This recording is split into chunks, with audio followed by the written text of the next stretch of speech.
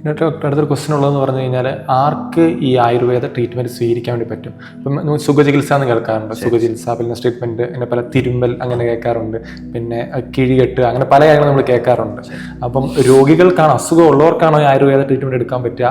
സാധാരണ ആൾക്കാർക്ക് പറ്റുമോ? അതെങ്ങനെയാണ് നമ്മൾ അതിനകത്ത് ഐഡൻറ്റിഫൈ ചെയ്യുകയും അപ്രോച്ച് ചെയ്യുകയും ചെയ്യാൻ പറ്റുക? അതിനകത്ത് എനിക്കിപ്പം ഞാനിപ്പം ഇപ്പം സ്ട്രെസ്ഫുൾ ആയിട്ട് നിൽക്കുക, വെറുതെ പോയി എനിക്ക് ആയുർവേദ ഒരു തിരുമെടുക്കാൻ പറ്റുമോ? എന്താ അതിനൊരു ആൻസർ പറയാൻ പറ്റും? നമ്മളൊരു വളരെ ശാസ്ത്രീയമായിട്ട് അനലൈസ് ചെയ്ത് ഉത്തരം പറയേണ്ട ഒരു ക്വസ്റ്റ്യൻ ആണത്.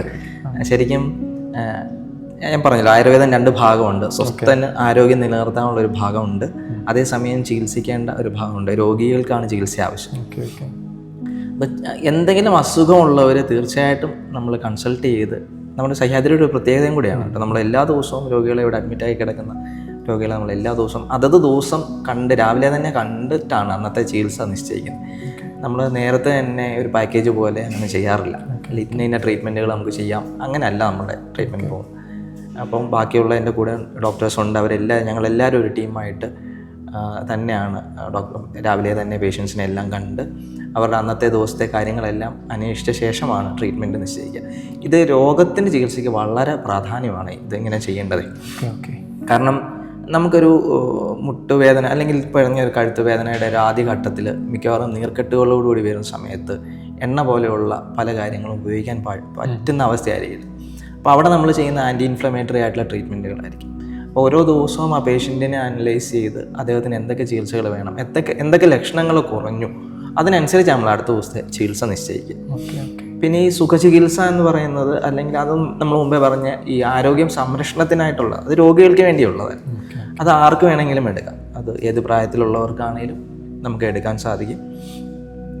അത് നമ്മുടെ ശരീരത്തിൻ്റെ ആരോഗ്യത്തെ സംരക്ഷിക്കാനും രോഗങ്ങളില്ലാതെ മുമ്പോട്ട് പോകാനും സഹായിക്കാൻ വേണ്ടിയിട്ടാണ്. അതുപോലെ തന്നെ ശ്രദ്ധിക്കേണ്ട കാര്യം, മുമ്പേ പഥ്യം എന്നൊരു വാക്ക് പറഞ്ഞിരുന്നു.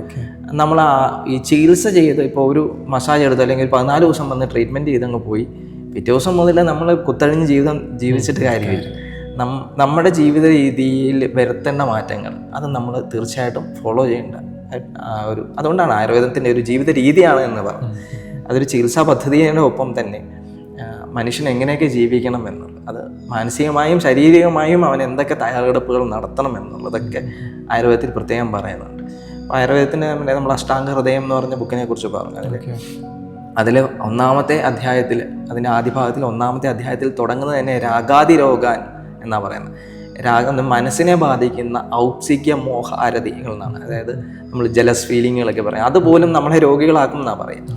മറ്റുള്ളവനോട് അസൂയ തോന്നുന്നത്, ദേഷ്യം തോന്നുന്നത്, അത് മനസ്സിൽ വെച്ചുകൊണ്ടിരുന്നാൽ അത് നമുക്ക് തന്നെയാണ് കേടാവുന്നത്. അപ്പോൾ അങ്ങനെയുള്ള കാര്യങ്ങളെല്ലാം അവോയ്ഡ് ചെയ്യാൻ പറയുന്നുണ്ട്. നമ്മളിവിടെ ഒരു പ്രത്യേകതയായിട്ട് നമ്മൾ ഈ രോഗത്തിനുള്ള സ്പെസിഫിക് ആയിട്ടുള്ള ചികിത്സകൾ നമ്മൾ കൊടുക്കുന്നുണ്ട്.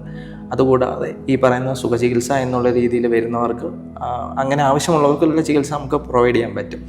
അവർക്ക് വെറുതെ ഒരു മസാജ് എന്നുള്ള രീതിയിലല്ല, അത് ശരിക്കും നമ്മുടെ ഇവിടെ ആയുർവേദ കസിൻസ് ഉണ്ട്, അതിൻ്റെ കൂടെ നമ്മുടെ ട്രീറ്റ്മെൻറ്റുകൾ വരും. യോഗ ചെയ്യാനുള്ള അവസരം ഇവർക്കുണ്ട്, മെഡിറ്റേഷനുണ്ട്. പിന്നെ ഇവിടുത്തെ ആംബിയൻസ് നിങ്ങൾ കണ്ടല്ലോ, വളരെ ഫ്രഷ് ആയിട്ടുള്ളൊരു അറ്റ്മോസ്ഫിയറാണ്. അത് യൂസ് ചെയ്ത് നമുക്ക് ഇതിലെ കൂടെ നടക്കാം. നമ്മുടെ കഴിവ് നമ്മൾ നെറ്റൊക്കെ ഉപയോഗിക്കാതിരിക്കാൻ പറയുമ്പോഴുള്ള സമയത്ത് നമ്മൾ TV ഒന്നും റൂമിൽ പ്രൊവൈഡ് ചെയ്യത്തില്ല.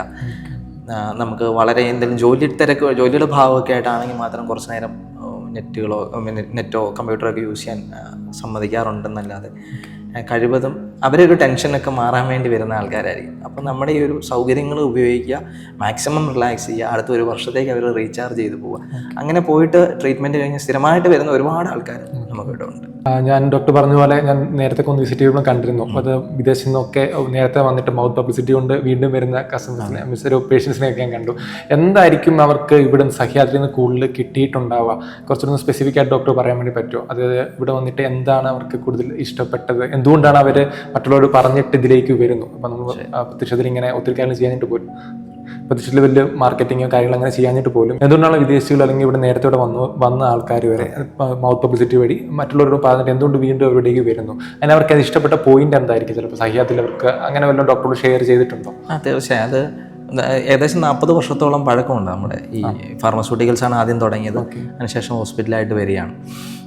അപ്പോൾ നമുക്ക് ഏകദേശം ഒരു 25 വർഷത്തോളമായിട്ട് റെഗുലർലി എവരി ഇയർ വന്ന് ട്രീറ്റ്മെൻറ്റ് ചെയ്യുന്ന പോകുന്ന വിദേശികൾ നമുക്കുണ്ട്. അപ്പോൾ അവരൊക്കെ ശരിക്കും പറഞ്ഞാൽ നമ്മളൊക്കെ ആയിട്ടാണെങ്കിലും പേഴ്സണലി പോലും വളരെ അറ്റാച്ച്ഡ് ആണ്. എനിക്ക് തോന്നുന്നത് എന്നെക്കാളിലൊക്കെ ഇവിടുത്തെ പല കാര്യങ്ങളും അവർക്ക് അറിയാമായിരിക്കും. ഇവിടുത്തെ പല സൗകര്യങ്ങളെക്കുറിച്ചും പല ആളുകളെക്കുറിച്ചും നേരത്തെ ജോലി ചെയ്തിരുന്ന ആളുകളെക്കുറിച്ചും ഒക്കെ അവർക്കറിയാം.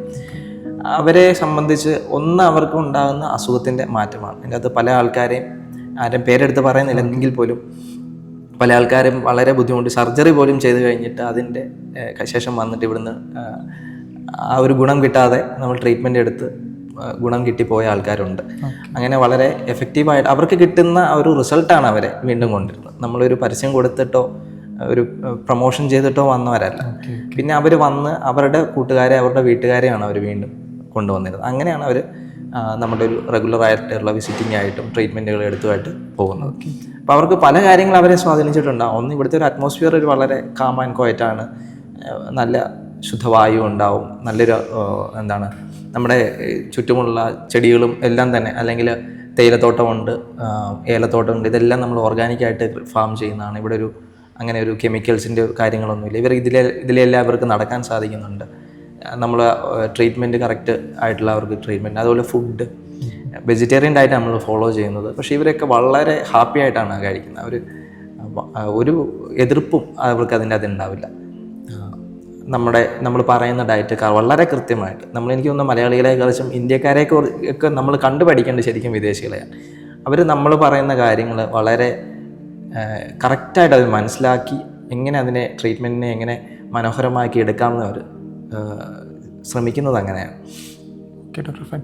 ഇപ്പം എനിക്ക് സഹ്യാദ്രിയിലേക്ക് വരാൻ ആഗ്രഹിക്കുന്ന, അല്ലെങ്കിൽ ഇപ്പോൾ ഒരു ട്രീറ്റ്മെൻറ്റിന് വരാൻ ആഗ്രഹിക്കുന്നത് എങ്ങനെയായിരിക്കും സഹ്യാദ്രി അപ്രോച്ച് ചെയ്യാൻ വേണ്ടി പറ്റുക? അതായത് കോൺടാക്ട് നമ്പർ ആണോ, വെബ്സൈറ്റ് ത്രൂ ആണോ അപ്രോച്ച് ചെയ്യാൻ വേണ്ടി പറ്റുക? ഇൻ കേസ് ഇവിടെ വന്നു കഴിഞ്ഞ് കഴിഞ്ഞാൽ എങ്ങനെയായിരിക്കും ഇവിടുത്തെ പ്രൊസീജിയർ? ഒരു ഓർഡർ വൈസ് ഡോക്ടർ പറയാൻ വേണ്ടി പറ്റുമോ? കൺസൾട്ടേഷൻ ആണോ, എങ്ങനെയായിരിക്കും വരിക? പിന്നെ ഹോസ്പിറ്റലിൽ സ്റ്റേ ഒക്കെ എങ്ങനെയായിരിക്കും? അങ്ങനത്തെ കാര്യങ്ങളൊക്കെ ഒന്ന് ജസ്റ്റ് ഒരു ഓർഡർ വൈസ് പറയാൻ വേണ്ടി പറ്റുമോ? തീർച്ചയായിട്ടും. അത് നമുക്ക് വെബ് പേജ് വരെ എടുക്കാം, അല്ലെങ്കിൽ നമുക്ക് ഫോൺ നമ്പറുണ്ട്. ഫോൺ നമ്പർ വഴിച്ച് ബുക്ക് ചെയ്തെടുക്കാം. നമുക്ക് ഇവിടെ അഡ്മിറ്റ് ആകാൻ വരുന്നവർ നമുക്ക് ഡോക്ടേഴ്സിൻ്റെ നമ്പേഴ്സ് നമ്മൾ കൊടുക്കാറുണ്ട്. നമുക്കൊരു വേണമെങ്കിൽ ഒരു ടെലിഫോണിക് കൺസൾട്ടേഷൻ ആദ്യം എടുക്കാം. എന്തെങ്കിലും ബ്ലഡ് ടെസ്റ്റുകളോ അല്ലെങ്കിൽ എന്തെങ്കിലും പ്രീവിയസ് ടെസ്റ്റുകളൊക്കെ വേണമെങ്കിൽ അത് ചെയ്തിട്ട് നമുക്ക് ഇങ്ങോട്ട് വരാം. OP കൺസൾട്ടിങ് നമുക്ക് എടുക്കാം. അങ്ങനെ വരുന്നവരും ഉണ്ട്. തീർച്ചയായിട്ടും OPയിൽ വന്ന് ഡെയിലി എല്ലാ ദിവസവും തന്നെ സൺഡേ ഒഴികെ ബാക്കിയുള്ള ദിവസങ്ങളിൽ 9 to 5 OP ഉണ്ട്. 9 to 1, 2 to 5 OP ഉണ്ടാവും. OP കൺസൾട്ടിങ് അങ്ങനെ എടുത്ത് ട്രീറ്റ്മെൻറ്റ് വരുന്നവരുണ്ട്. രണ്ട്, നമ്മൾ ദൂരെയുള്ളവരൊക്കെ ആണെങ്കിൽ പെട്ടെന്ന് ഒരു OP കൺസൾട്ടിങ്, അപ്പോൾ അവർ മിക്കവാറും ടെലിഫോണിക് കൺസൾട്ടിങ് ആയിരിക്കും. നമ്മുടെ ഓഫീസ് നമ്പർ വിളിച്ച് ഡോക്ടേഴ്സിൻ്റെ നമ്പർ അവർ കൊടുക്കും. വിളിച്ച് ഫോണിൽ സംസാരിക്കും. നമ്മളിവിടെ വന്ന ശേഷം ആദ്യം ചെയ്യുന്നത് കൺസൾട്ടിങ് തന്നെയാണ്. നമ്മൾ പലപ്പോഴും പല വിവരങ്ങളും ഒരു ഫോണിൽ കൂടി നമുക്ക് ഷെയർ ചെയ്യാനോ അല്ലെങ്കിൽ മനസ്സിലാക്കാനോ പറ്റില്ല.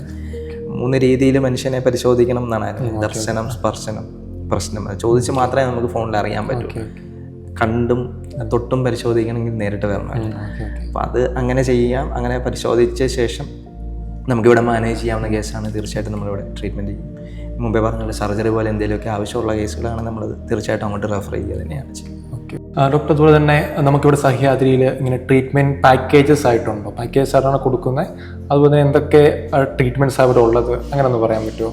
തീർച്ചയായിട്ടും. നമ്മൾ മുമ്പേ പറഞ്ഞിരുന്നില്ലേ, നമ്മുടെ ചികിത്സയുടെ രീതികളെ കുറിച്ച് പറഞ്ഞിരുന്നു.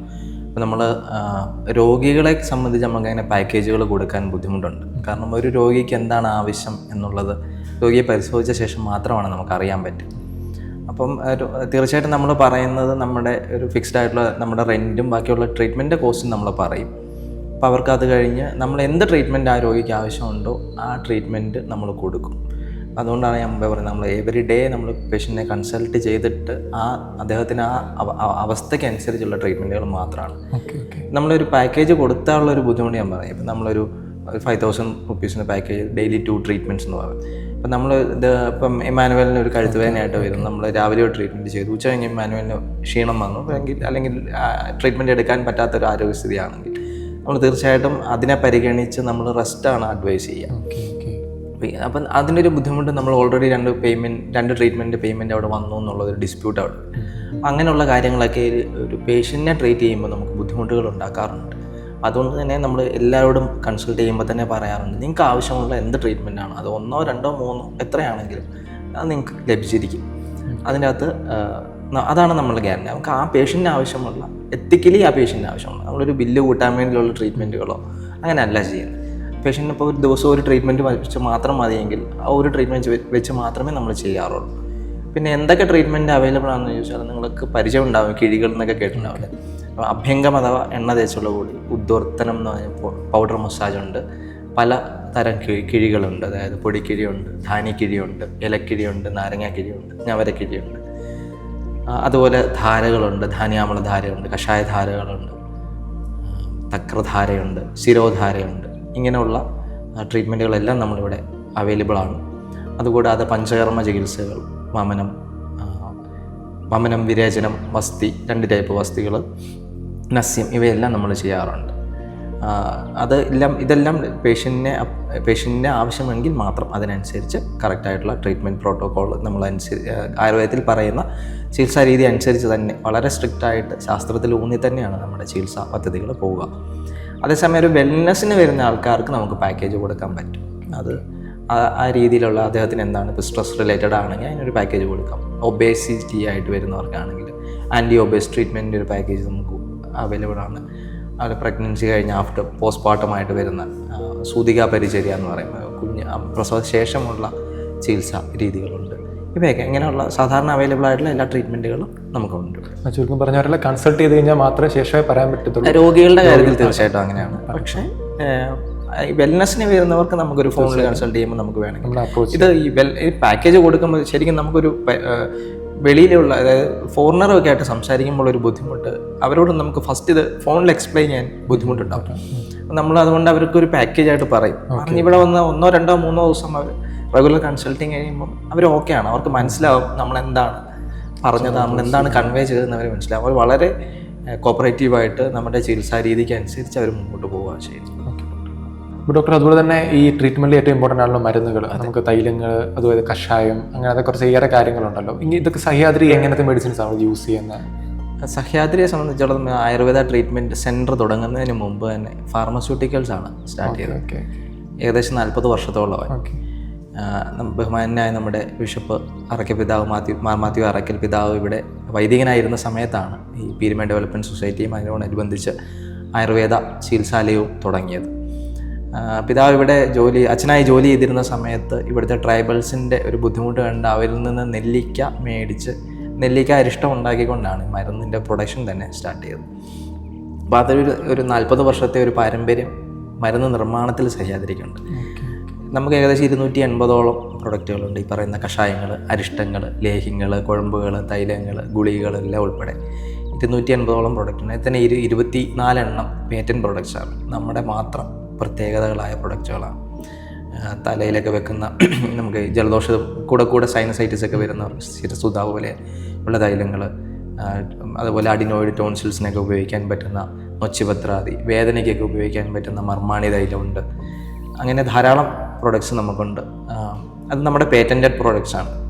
അതുപോലെ നമുക്ക് ഈ ചൂടുകാലമാകുമ്പോൾ ഏറ്റവും കൂടുതൽ വിയർപ്പ് നാറ്റമൊക്കെ വരുന്ന ഒരു അവസരങ്ങളുണ്ടല്ലോ. അപ്പോൾ നമുക്കൊരു സ്നാനചൂർണ്ണമുണ്ട്, അത് വെള്ളത്തിൽ സോപ്പിന് പകരം ഉപയോഗിക്കാൻ വേണ്ടിയിട്ട്. ശരീരത്തിൻ്റെ ദുർഗന്ധത്തെയൊക്കെ വളരെ അകറ്റാൻ സഹായിക്കുന്ന ഒരു പ്രൊഡക്റ്റാണ്. ഇങ്ങനെ 24 പേറ്റൻറ്റ് പ്രൊഡക്ട്സ് നമുക്കുണ്ട്. അത് നമ്മുടെ തന്നെ ടൈം ടെസ്റ്റഡ് ആയിട്ട് ഫോർമുലേഷനാണ്. നമുക്ക് പണ്ട് പിതാവ് ഈ പ്രസ്ഥാനം തുടങ്ങിയ സമയത്ത് നമ്മുടെ കൂടെ ഉണ്ടായിരുന്ന അന്നത്തെ കാലത്തെ വൈദ്യന്മാരുടെ കൂടെ ചേർന്ന സഹായത്തോടെ നമ്മളൊരു റിസർച്ച് ആൻഡ് ഡെവലപ്മെൻറ്റ് വിങ് നമ്മുടെ ഉണ്ടായിരുന്നു. ഡോക്ടേഴ്സിൻ്റെ നേതൃത്വത്തിൽ അവരെല്ലാം ചേർന്ന് ടെസ്റ്റ് ചെയ്തെടുത്ത പ്രൊഡക്റ്റ് നമുക്ക് ലൈസൻസ്ഡ് ആണ്, നമ്മുടെ പേറ്റൻറ്റ് പ്രൊഡക്റ്റാണ്. അങ്ങനെ കുറച്ച് പ്രോഡക്റ്റ്. ഇത് കൂടാതെയാണ് ഞാൻ പറഞ്ഞ ഒരു രണ്ടും കൂടി ചേർത്താണ് 280, 260ഓളം അല്ലാതെ ക്ലാസിക്കൽ പ്രൊഡക്ട്സ്, നമ്മൾ കഷായങ്ങൾ ഉൾപ്പെടുന്ന പ്രൊഡക്ട്സ് നമുക്കുണ്ട്. നമ്മുടെ ചികിത്സയ്ക്ക് നമ്മൾ ഇത് തന്നെയാണ് ഉപയോഗിക്കുന്നത്. അതിൻ്റെ ഒരു പ്രത്യേകത, നമ്മൾ തന്നെ മാനുഫാക്ചറിങ് ആണ്. നമുക്ക് തന്നെ ക്വാളിറ്റിയുടെ കാര്യത്തിൽ ഒരു കോംപ്രമൈസും വരുത്തരുതെന്ന് ഈ സ്ഥാപനം തുടങ്ങിയപ്പോൾ മുതൽ പിതാവിൻ്റെ ഒരു ആഗ്രഹമായിരുന്നു. അത് അതേപോലെ തന്നെ ഇപ്പോഴും നമുക്ക് നിലനിർത്തി പോരാൻ സാധിച്ചിട്ടുണ്ട്. നമ്മുടെ മാറി വന്ന ഏത് ഡയറക്ടർമാരാണെങ്കിലും ഇപ്പോൾ നിലവിലുള്ള ഡയറക്ടർമാർ ഉൾപ്പെടെയുള്ള എല്ലാ അച്ഛന്മാരും അതിനകത്ത് വളരെ സ്ട്രിക്റ്റായിട്ട് നമ്മളോട് പറയുന്നൊരു കാര്യമാണ്. നമുക്ക് ക്വാളിറ്റിയിൽ നമുക്കൊരു കോംപ്രമൈസ് വേണ്ട. അതിൽ കുറഞ്ഞ ഇതൊരു NGOയുടെ കീഴിലുള്ള സ്ഥാപനമാണ്. നമുക്കൊരു ലാഭം നമ്മളവിടെ ഒരു ഓറിയൻറ്റഡ് അല്ല. അതുകൊണ്ട് തന്നെ ഏറ്റവും മികച്ച റോ മെറ്റീരിയൽസ് പർച്ചേസ് ചെയ്യുമ്പോഴും എണ്ണകൾ എടുക്കുമ്പോഴും ഒക്കെ ആണെങ്കിലും ഏറ്റവും മികച്ച, ഏറ്റവും ക്വാളിറ്റിയുള്ള രീതിയിൽ ഏറ്റവും ക്വാളിറ്റി ഉള്ള സാധനങ്ങൾ തന്നെ പർച്ചേസ് ചെയ്യാൻ നമ്മൾ ശ്രദ്ധിക്കാറുണ്ട്. അത് ഉപയോഗിച്ചാണ് നമ്മുടെ മെഡിസിൻ ഉണ്ടാക്കുന്നത്. വളരെ എക്സ്പീരിയൻസ് ആയ 30 വർഷത്തിന് മേളിൽ ഈ സ്ഥാപനം എന്ന് പറയുന്നത് 40ഓളം വർഷമായിട്ട് നമ്മുടെ കൂടെയുള്ള സ്റ്റാഫ് നമ്മുടെ ഈ സ്ഥാപനം തുടങ്ങിയപ്പോൾ മുതൽ നമ്മുടെ കൂടെ ഉണ്ടായിരുന്ന ആളുകൾ ഇപ്പോഴും നമ്മുടെ കൂടെ ജോലി ചെയ്യുന്നുണ്ട്. അവരുടെ എക്സ്പീരിയൻസും ഈ മരുന്ന് നിർമ്മാണത്തിൽ നമ്മളെ വളരെയധികം സഹായിക്കുന്നുണ്ട്. അതെ ഡോക്ടർ, നമുക്ക് ക്വാളിറ്റിയാണ് നമുക്ക് ഇന്നത്തെ കാലത്ത്. ഇപ്പം കഷായമാണെങ്കിലും മാർക്കറ്റിൽ ഏറെ കഷായം കിട്ടും, തൈലമാണെങ്കിൽ ഏറെ തൈലം കിട്ടും. ഇപ്പം എല്ലാ തൈലവും പേരിലെ സെയിം ആണെങ്കിലും അതിൻ്റെ ഇൻഗ്രീഡിയൻസ് എവിടുന്ന റോ മെറ്റീരിയൽസ് വരുന്നുള്ളത് ഇമ്പോർട്ടൻ്റ് ആണ്. അപ്പോൾ നമ്മുടെ ഓൺ പ്രൊഡക്ട്സ് തന്നെ നമ്മൾ യൂസ് ചെയ്യുന്നുള്ളതുകൊണ്ട്, ഫാമേഴ്സിൽ നിന്ന് കളക്ട് ചെയ്യുന്നുള്ളതുകൊണ്ട് തന്നെ അതിന് ഹൈ ക്വാളിറ്റി കീപ്പ് ചെയ്യാൻ വേണ്ടി പറ്റുന്നു. അതെ, പ്രത്യേകിച്ച് സ്പൈസസ് ഒക്കെ നമുക്കിപ്പം നമ്മൾ വെളിയിൽ നിന്ന് മേടിക്കുമ്പോൾ ഈ സ്പൈസസിൻ്റെ എല്ലാം എക്സ്ട്രാക്റ്റ് ഒക്കെ മാറിയിട്ടാവും ഉണ്ടാവുക. ആരുടെയും കുഴപ്പമില്ല, അത് അങ്ങനെ വരുന്നുണ്ട്. നമ്മുടെയൊക്കെ ഒരു അഡ്വാൻറ്റേജ് ഇതാണ്. നമ്മുടെ ഒരു ഫ്ലോറ ഭയങ്കരമായിട്ട് സപ്പോർട്ട് ചെയ്യുന്നുണ്ട്. നമുക്ക് ഇവിടെ തന്നെ ലോക്കലി അവൈലബിൾ ആണ്. നമ്മുടെ മദർ ഇൻസ്റ്റിറ്റ്യൂട്ടിൽ നിന്ന് PDCയിൽ നിന്ന് നമുക്ക് ഓർഗാനിക് സ്പൈസസ് തന്നെ കിട്ടുന്നുണ്ട്. നമ്മുടെ പ്രൊഡക്റ്റിനൊക്കെ ക്വാളിറ്റിയിൽ അത് വളരെ, അതുപോലെ തന്നെ ഈ ട്രൈബൽസിൻ്റെ നമ്മളിപ്പോഴും തേന്, അതുപോലെ നെല്ലിക്ക പോലുള്ള കാര്യങ്ങൾ ഇപ്പോഴും നമ്മൾ കളക്ട് ചെയ്യുന്നുണ്ട്. നാച്ചുറലി ഇവിടെ എന്തൊക്കെ ഉണ്ടാകുന്നുണ്ടോ അതൊക്കെ നമുക്ക് മരുന്നിന് ഉപയോഗിക്കാൻ പറ്റുന്നുണ്ട്. അതല്ലാതെ മാത്രമേ നമുക്ക് വെളിയിൽ നിന്ന് മേടിക്കേണ്ടി വരുന്നുള്ളൂ. അതും വർഷങ്ങളായിട്ട് നമ്മളുമായിട്ട് വളരെ ബന്ധത്തിൽ പോകുന്ന, നമുക്ക് അത്രയും വിശ്വാസ്യതയുള്ള ബയേഴ്സിൽ നിന്നാണ് നമ്മളത് മേടിക്കുന്നത്. മെഡിസിൻ്റെ ക്വാളിറ്റി അതുപോലെ വളരെ വൃത്തിയായിട്ട് അത് കഴുകി, നമ്മൾ ജെറ്റ് വാഷ് ഉപയോഗിച്ചിട്ടാണ് കഴുകി അത് നിർമ്മിക്കുന്നതിന് മുമ്പ് വളരെ വാഷ് ചെയ്ത് ഉണക്കി എടുത്തിട്ടാണ് മരുന്നുകൾ റോ മെറ്റീരിയൽ സ്റ്റോർ ചെയ്ത് വെക്കുന്നതും ഉപയോഗിക്കുന്നതും. അപ്പോൾ നമ്മൾ ഉണ്ടാക്കുന്ന മെഡിസിൻ്റെ റോ മെറ്റീരിയൽസ് എവിടുന്നായിരുന്നു നമുക്ക് കണ്ണുകൊണ്ട് ഡയറക്റ്റ് കാണാൻ വേണ്ടി പറ്റുമല്ലേ? കറക്റ്റ് നമ്മൾ തീർച്ചയായിട്ടും അത് നമ്മുടെ ഒരു പുതിയ പ്രൊജക്റ്റും അങ്ങനെ വരുന്നുണ്ട്. നമ്മുടെ തന്നെ ഫാർമേഴ്സ് യൂണിറ്റ്സുമായിട്ട് ചേർന്നിട്ട് നമ്മൾ ഏറ്റവും കൂടുതൽ ഉപയോഗിക്കുന്ന മെഡിസിൻ അവരെ കൊണ്ട് നാച്ചുറലി ഓർഗാനിക്കലി അവരെ കൊണ്ട് കൾട്ടിവേറ്റ് ചെയ്ത് ബൈബാക്ക് ചെയ്യുന്നൊരു രീതിയിലേക്ക് കൂടി നമ്മൾ മാറുകയാണ്. ഇപ്പം നമ്മൾ ആയുർവേദം ഫേസ് ചെയ്യാൻ പോകുന്ന, അല്ലെങ്കിൽ ഇപ്പോൾ ഫേസ് ചെയ്തുകൊണ്ടിരിക്കുന്ന ഒരു വലിയ കൺസേൺ ആണ് റോ മെറ്റീരിയൽസിൻ്റെ അഭാവം എന്നുള്ളത്. അപ്പോൾ അതിനെ എങ്ങനെ മറികടക്കാമെന്നുള്ള ചിന്തയെന്നാണ്. നമുക്ക് തന്നെ ഒരുപാട് ഫാർമേഴ്സിൻ്റെ യൂണിറ്റുകളുണ്ട് PDC. അവരുമായിട്ടുള്ള ചർച്ചകളെല്ലാം പുരോഗമിച്ച് ഉടൻ തന്നെ പ്രാബല്യത്തിലാവും. ഇനി അവരിൽ നിന്ന് നമുക്ക് മെഡിസിൻ അവരെ കൊണ്ട് കൾട്ടിവേറ്റ് ചെയ്യിച്ച് നമുക്ക് ആവശ്യമുള്ള മെഡിസിൻ നമ്മൾ ബൈബാക്ക് ചെയ്യുന്ന രീതിയിലേക്കും കൂടെ മാറിക്കൊണ്ടിരിക്കും. ഇപ്പോൾ ജെന്യുവനായിട്ട് നമുക്ക് 100% ഓർഗാനിക് എന്ന് ഉറപ്പായിട്ട് പറയാൻ പറ്റും. Okay doctor.